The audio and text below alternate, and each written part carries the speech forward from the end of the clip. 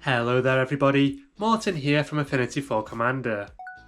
Today we're going to be playing with some higher powered level decks compared to usual, and I must say it's led to some fantastic interactions. But just before we begin, Alex and I are giving away a Commander Masters pre-con deck, so be sure to check out our short release last week for information of how to enter. So without further ado, let's take a look at those opening hands. I am playing my Tayam Luminous Enigma Recursion deck, keeping an opening hand containing Mana Crypt, Birds of Paradise, Llanowar Elves, Mana Tithe, Chord of Calling, Timna the Weaver, and Verdant Catacombs. BJ is playing his Archaeon the Ever-Chosen Extra Combat Steps deck, and keeps a starting hand consisting of Delighted Halfling, Mystical Tutor, Lotho Corrupt Sheriff, Elvish Spirit Guide, Force of Will, Coplucent Forest, and Temple Garden. Ben is playing his Kiddick Son of Yawgmoth Life Lost deck, and after mulliganing twice keeps a hand made up of Jet Medallion, Necropotence, Toxic Deluge, Shoulder of the Apocalypse, Takenuma Abandoned Maya, and a Swamp. And finally, Will is playing his Brallin Skyshark Rider and Shabraz the Skyshark Draw and Discard deck. He keeps an opening hand of Lotus Petal, Esper Sentinel, Ghostly Pelferer, Force of Negation, Spellseeker, Marsh Flats, and Misty Rainforest. I win the die roll and start things off by playing Verdant Catacombs. Next I sacrifice the fetch land, paying 3 life to put Overgrown Tomb into play untapped from my library. I use this to cast Birds of Paradise, and not yet finished, cast Mana Crypt, before passing to Will. Will plays Marsh Flats and pays a life to sacrifice it. He searches his library for Hallowed Fountain, paying a further 2 life to have it enter the battlefield untapped, and uses it to cast Esper Sentinel. Sensing much card draw in his future, Will passes the turn. BJ plays Temple Garden, shocking himself for 2 to have it enter untapped. He then casts Delighted Halfling and ends his turn. Ben plays a good old Swamp, losing no life to do so, and passes to Alex. I begin my turn by taking no damage from my Mana Vault trigger and cast Finehorn Elves. With nothing more to do, I pass the turn. In his turn, Will casts Lotus Petal and plays an island as his land for turn. Next he taps both of his lands to cast Ghostly Pelferer and moves to combat. Here Will attacks Ben with his Sentinel, dealing him 1 damage, and ends his turn. BJ plays Coplucent Forest and casts his commander, Archaeon the Ever-Chosen. The warrior is unable to be countered thanks to the Delighted Halfling's ability, and Will draws a card due to Ghostly Pilferer's trigger. Happy to have his commander out so soon in the game, BJ passes to Ben, who responds by casting Ulcerate. He targets Archaeon with the instant, and Will draws a card as a result of the Esper Sentinel's trigger. All the card draw. Archaeon gets -3/-3, reducing his toughness to 0, and Ben loses 3 life, which I'm sure you agree is definitely a worthwhile price to pay. With BJ looking absolutely devastated, Ben moves to his turn. Ben plays Takenuma Abandoned Maya and taps out to cast Jet Medallion. Unable to do anything else, he passes the turn. I start my turn by once again taking 0 damage from my Mana Crypt, and then cast Armoured Scrap Gorger. Sadly missing my land drop, I end my turn. Will plays Steam Vents, taking 2 damage to have it enter untapped. Next he casts a Mana Vault of his own, and uses it to help cast a very creepy looking Spellseeker. Well, that is horrifying to look at. Will searches his library for a stunning looking Ephemerate, which he immediately casts, targeting his Spellseeker. He flickers the creature, once again searching his library, and this time finding Enlightened Tutor, which he puts into his hand. Still not finished, Will casts Preordain, scrying 2 and putting both cards on the bottom of his library. He then draws a card and moves to combat, where he attacks Ben with Esper Sentinel and Ghostly Pelferer. Ben takes 3 damage, and Will passes to BJ. BJ uses his Halfling to help cast an uncounterable Lotho Corrupt Sheriff. And no, I didn't read that name wrong, you did. Next he loses a life to his Painland to cast Llanowar Elves, losing another life and creating a treasure token thanks to his Sheriff. With nothing more to do, BJ passes the turn. In his turn, Ben taps his Swamp to float a black mana and plays Lake of the Dead as his land for turn. He sacrifices the aforementioned tapped Swamp to the Lake's ETB and casts Toxic Deluge, paying 3 life for the spell's additional cost. Esper Sentinel's ability triggers, and Ben uses his remaining land to pay for this, denying Will of any card draw. Fortunately for the rest of the table, Will saves the day by casting Force of Negation, exiling a blue card from his hand instead of paying for its mana cost. Toxic Deluge is countered and exiled in this way, and a rather sad looking Ben ends his turn. In my upkeep, I take 3 damage from Mana Crypt and pay 2 more life to play an untapped Godless Shrine. Next, I cast Elrodamri's Call, paying the Esper Sentinel tax, and search my library for a very shiny Archaeon of Emeria. Not yet finished, I produce a green with Armoured Scrap Gorge's ability, putting an oil counter on it as I do so. I forget to exile a card with the Scrap Gorge's other ability. You silly sausage. And cast the Archaeon of Emeria that I just shooted for. Lotho's ability triggers, losing BJ a life and making him a treasure token. And with nothing else to do, I pass to Will. Will untaps, paying 2 mana to Ghostly Pill for his ability to draw a card. He then moves to his upkeep where he takes 3 damage from his Mana Crypt and rebounds the Ephemerate that he cast last turn cycle. Will once again flickers his Spellseeker and searches his library for a very pretty Swords to Plowshares. Not yet finished, he plays Prismatic Vista, which enters tapped thanks to Alex's Archon. Unable to cast a second spell, once again due to Archaeon of Emeria, Will moves to combat, where he attacks Ben with all of his creatures. Still lacking any blockers, Ben takes 4 damage, and Will passes the turn. BJ begins his turn by paying another life to Copploosen Forest and casts Dockside Extortionist.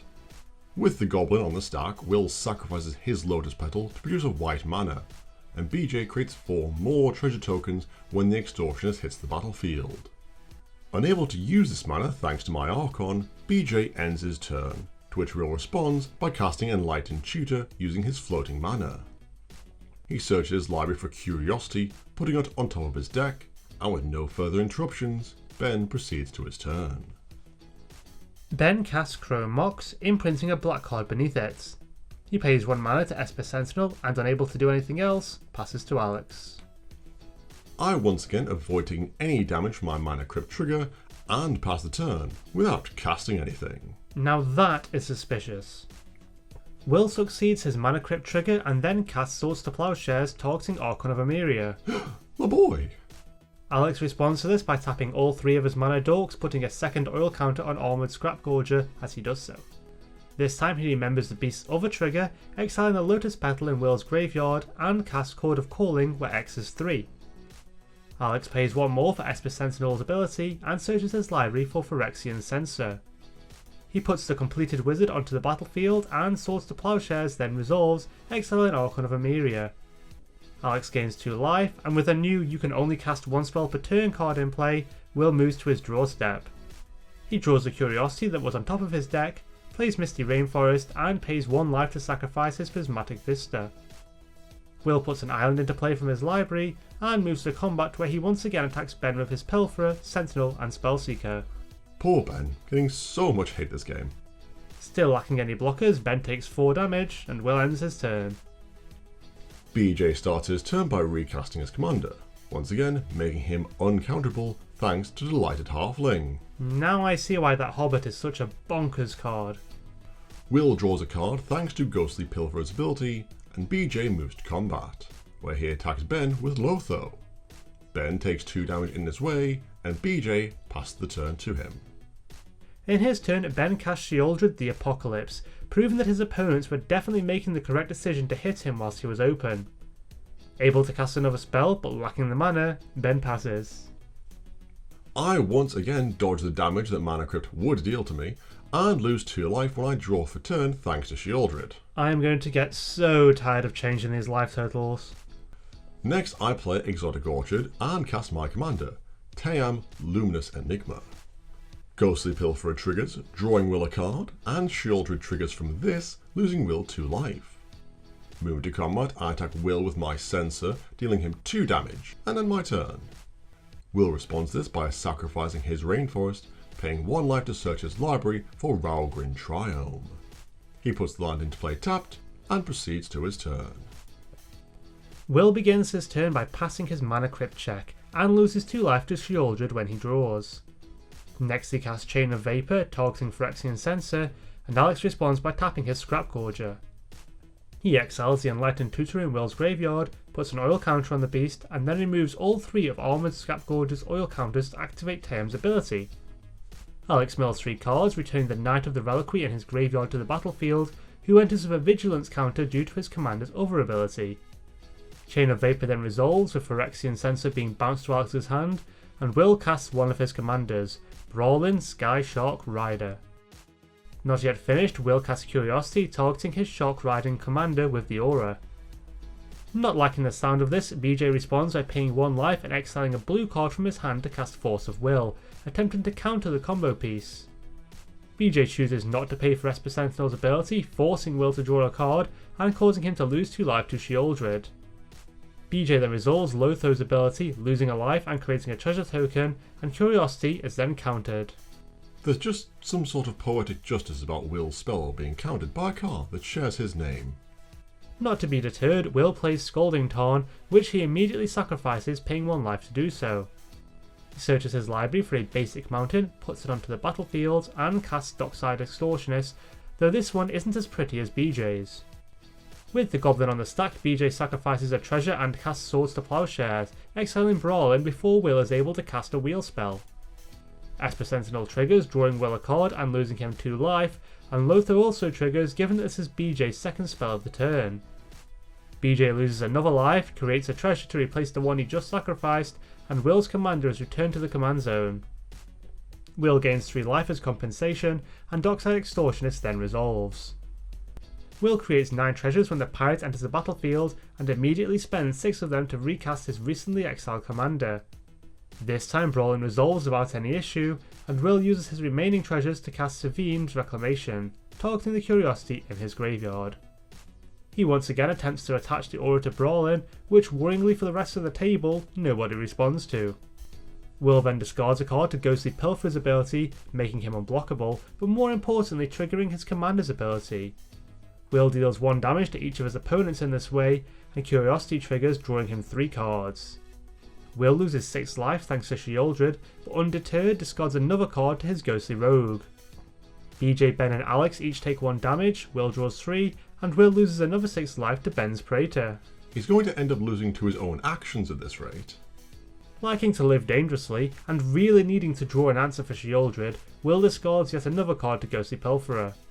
Brallin deals the rest of the table 1 damage, and Will chooses to only draw 1 card as to reduce his life by 2 instead of 6. Will then remembers that Brallin gets a +1/+1 counter whenever he discards, and puts 3 such counters on his commander to rectify this. Moving to combat, he attacks Ben with his Unblockable Spirit, dealing him 2 damage, and passes to BJ. Well, that was certainly an eventful turn. In his turn, BJ casts Diabolic Intent.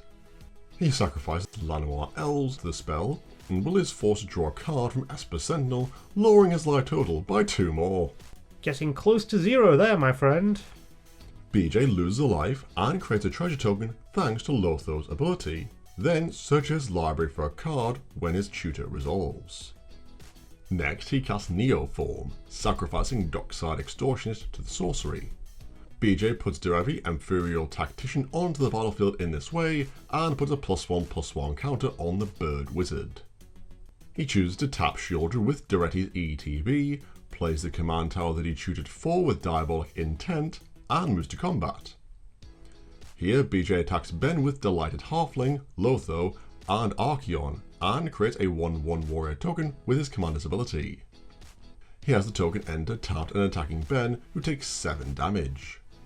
Derevi's ability triggers 4 times, and BJ chooses to untap his command tower 4 times in this way. Before each trigger resolves, he taps his tower for a different colour of mana, leaving him with Wooburg by the end of it, which he uses to activate Archaeon the Everchosen's second ability. This grants his creatures Trample, Lifelink and Haste, but more importantly gives him an additional combat phase, which he then moves to. This time BJ attacks Ben with his Halfling, Warrior and Archaeon, creating 2 more warriors, which he has enter attacking Ben. This time Ben takes 7 damage and BJ gains 5 life due to some of his creatures' lifelink. Derevi triggers 5 times, and spotting an opportunity to strike, Will discards 3 cards to his Ghostly Pilferer's ability. Brallin triggers 3 times, dealing everybody other than Will 3 damage, lowering Ben's life total to 0. Will chooses not to draw any cards from Curiosity, puts 3+1/+1 counters on his commander, and with Derevi's triggers still in the stack, discards Faithless Looting. Of course he's playing that version. Will draws, discards, and demonstrates a loop using Brallin, Curiosity, and Ghostly Pilferer, where he can draw and discard as many cards as needed to lower BJ and my life totals to 0. With BJ and myself unable to respond to this, Will claims victory for himself. Well, that is it for another game. What did you think of the higher power level decks? Do you like them more than usual? Let us know in the comments below. I'd like to give a huge thank you to each and every one of our amazing patrons for supporting the channel, without whom we'd be unable to continue making videos such as these. Also, be sure to check out the affiliate links in the video description. It won't cost you anything extra to buy your products through these, but it really helps out the channel. And finally, remember you can help to support us in 4 quick and easy ways: liking this video, subscribing, hitting the bell icon, and leaving us a comment. I read every one. That's it for now though, we'll see you next time. Stay awesome!